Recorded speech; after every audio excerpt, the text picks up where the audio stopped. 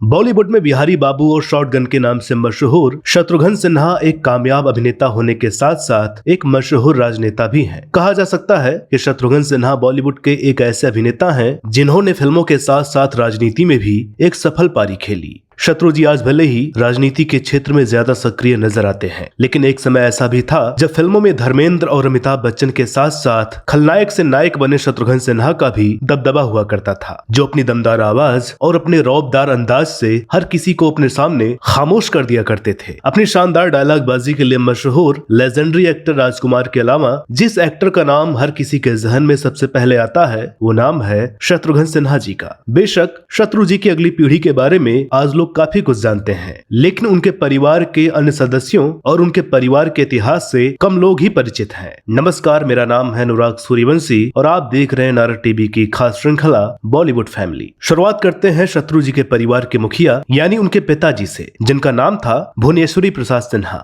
जो कि बिहार की राजधानी पटना में बतौर डॉक्टर कार्यरत थे। शत्रुघ्न सिन्हा के पिता बहुत ही पढ़े लिखे व्यक्ति थे। उस दौर में नाम मात्र लोग ही थे जो अपनी पढ़ाई के लिए विदेश जाते थे। ऐसे में उनके पिता ने अपनी बीएससी और एमएससी की पढ़ाई अमेरिका से पूरी की थी। शत्रु जी की मां श्यामा देवी जो कि एक गृहिणी थी और पिता की अपेक्षा शत्रु जी अपनी मां के ज्यादा करीब थे। कम लोग ही जानते होंगे कि बिहार से ताल्लुक रखने वाले शत्रु जी के परिवार के तार उत्तर प्रदेश के वाराणसी से भी जुड़े हुए हैं, जिसके बारे में जानकर आप यकीनन चौंक उठेंगे। दरअसल वाराणसी में राम रमापति नामक एक ऐसा बैंक है जहां मन्नत मांगने के लिए अकाउंट ओपन करवाया जाता है। इस बेहद अनोखे और चमत्कारी बैंक की स्थापना वर्ष 1926 में दास छन्नूलाल जी द्वारा की गई थी। बैंक के प्रमुख कर्मचारियों में से एक विकास मल्होत्रा ने मीडिया को दिए गए एक साक्षात्कार में बताया था कि शत्रुघ्न सिन्हा के पिता और मां ने भी उनके बैंक से राम नाम का लोन लिया था और उसी लोन के आशीर्वाद से उन्हें 4 बेटे हुए। इस बैंक से जुड़ी एक मान्यता है कि यहाँ बच्चे की अर्जी एक कपल सिर्फ 4 बार ही कर सकता है। चौथे बच्चे के बाद अर्जी स्वीकार नहीं होती। शत्रुघ्न के पिता के केस में यह मान्यता सच भी साबित हुई थी, क्योंकि चौथे बच्चे यानी शत्रुघ्न के बाद उनकी माँ 5वीं बार प्रेग्नेंट तो हुई, लेकिन उनका वह बच्चा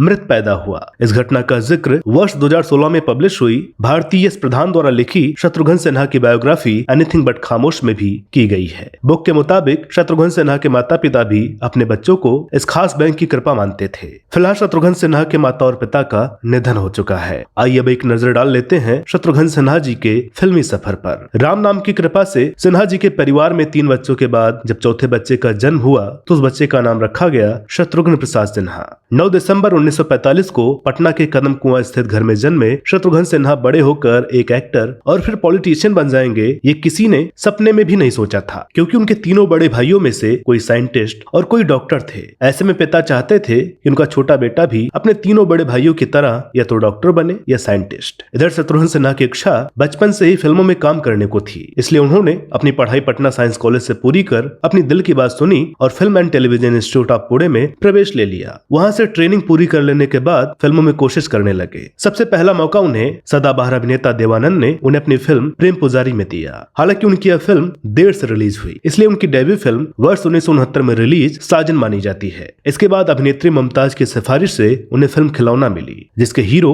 संजीव कुमार थे। वर्ष 1970 में रिलीज हुई इस फिल्म में अपने नकारात्मक किरदार को शत्रु जी ने इतनी खूबसूरती से निभाया कि बतौर खलनायक वे हर निर्माता निर्देशक की पहली पसंद बन गए। उसके बाद रही सही कसर वर्ष 1971 में रिलीज गुलजार की फिल्म मेरे अपने में उनके द्वारा निभाए गए किरदार छेनू ने कर दी। आए तो उससे कह देना छेनू आया था। हालांकि शत्रु आए तो थे हीरो बनने, लेकिन इंडस्ट्री ने उन्हें विलेन बना दिया। फिर भी उन्होंने कभी हार नहीं मानी और अपनी कोशिश जारी रखी। कई फिल्मों में छोटे बड़े नकारात्मक किरदार करते हुए वर्ष 1976 में आई फिल्म काली चरण, इस फिल्म ने शत्रु को रातों रात खलनायक से नायक में बदल दिया और इसके बाद इन्होंने कभी पीछे मुड़कर नहीं देखा। उनकी सर्वश्रेष्ठ फिल्मों की बात की जाए तो नसीब, शान, काला पत्थर, दोस्ताना, बॉम्बे टू गोवा, मेरे अपने, क्रांति, काली चरण, लोहा, जानी दुश्मन, चंबल की कसम, खुदगर्ज और ऑन मैं नेटवर्क आदि प्रमुख हैं। 4 दशकों में हिंदी सहित अन्य भाषाओं में लगभग 200 फिल्में करने के बाद वर्ष 1991 में शत्रुघ्न सिन्हा राजनीति के क्षेत्र से जुड़ गए। आइए अब एक नजर डाल लेते हैं शत्रु जी के निजी जीवन और परिवार के अन्य सदस्यों पर। शत्रु जी का विवाह पूनम चंडीरमानी से हुआ। पूनम उनके साथ पुणे फिल्म इंस्टीट्यूट में साथ ही पढ़ती थी। हालांकि उनकी पहली मुलाकात सफर के दौरान एक ट्रेन में हुई थी। पूनम भी शत्रुघ्न सिन्हा की तरह फिल्म में एक्टर बनना चाहती थी। वर्ष 1968 में उन्होंने मुंबई में आयोजित सौंदर्य प्रतियोगिता मिस यंग इंडिया का ब्यूटी टाइटल जीतकर एक फिल्म का कॉन्ट्रैक्ट प्राप्त कर लिया और कोमल नाम से एक्टिंग भी शुरू कर दी। पूनम जी की पहली रिलीज फिल्म 1969 में आई जिगरी दोस्त थी। शत्रुघ्न सिन्हा की दूसरी सफल फिल्म 1973 में रिलीज हुई सबक में उनकी नायिका पूनम ही थी। बताया जाता है कि एक बार किसी सफर के दौरान शत्रुघ्न ने पूनम को चलती हुई ट्रेन में फिल्म पाकीज़ा के डायलॉग अपने पांव जमीन पर मत रखिएगा को कागज पर लिखकर प्रपोज किया था, जिसे उन्होंने स्वीकार भी कर लिया था और बाद में वर्ष 1980 में उन्होंने शादी कर ली। शादी के बाद पूनम फिल्मों से दूर होकर पूरी तरह अपने पारिवारिक जीवन में व्यस्त हो गयी। अपनी शादी को लेकर शत्रु जी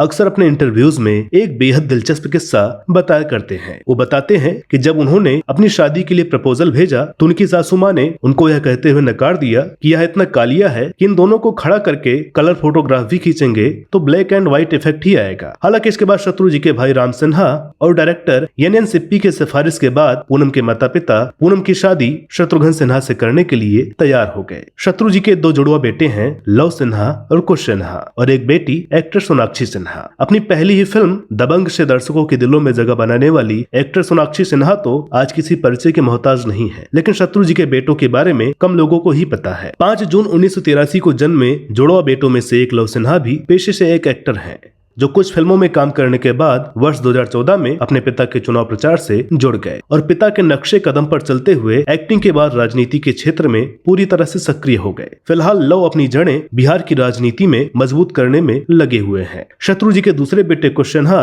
बतौर असिस्टेंट डायरेक्टर फिल्मों से जुड़े हुए हैं और डायरेक्टर संजय लीला भंसाली को फिल्म सावरिया तथा डायरेक्टर अभिनव कश्यप की फिल्म दबंग और बेशरम में असिस्ट कर चुके हैं। कुश को फोटोग्राफी का भी बेहद शौक है। अक्सर वो अपनी खींची हुई तस्वीरें इंस्टाग्राम पर शेयर करते रहते हैं। शत्रु जी के भाइयों की बात करें तो उनके तीनों बड़े भाइयों में से सबसे बड़े राम सिन्हा अभी अमेरिका में हैं और पेशे से साइंटिस्ट हैं। दूसरे भाई लखन सिन्हा भी एक साइंटिस्ट हैं और 18 वर्षों तक अमेरिका में रहकर वापस मुंबई लौट चुके हैं। साथ ही वो बतौर प्रोड्यूसर राही, माटी मांगे खून और बिल्लू बादशाह जैसी दर्जन भर फिल्में भी बना चुके हैं। तीसरे भाई भरत सिन्हा पेशे से डॉक्टर हैं और लंदन में रहते हैं। दोस्तों, जब शत्रुघ्न सिन्हा ने अपने माता पिता को बिन बताए पूरे फिल्म इंस्टीट्यूट से फॉर्म मंगवाया था तो उस पर साइन करने से उनके पिताजी ने नाराज होकर साफ साफ मना कर दिया था। ऐसे में लखन जी ने ही शत्रु जी के गार्जियन के तौर पर उस फॉर्म पे साइन किया था और उनकी आर्थिक मदद भी की थी। शत्रुघ्न सिन्हा जी के परिवार का अमेरिका की उपराष्ट्रपति चुनी गई भारतवंशी कमला हैरिस के साथ भी एक विशेष जुड़ाव है। दरअसल शत्रु जी की भतीजी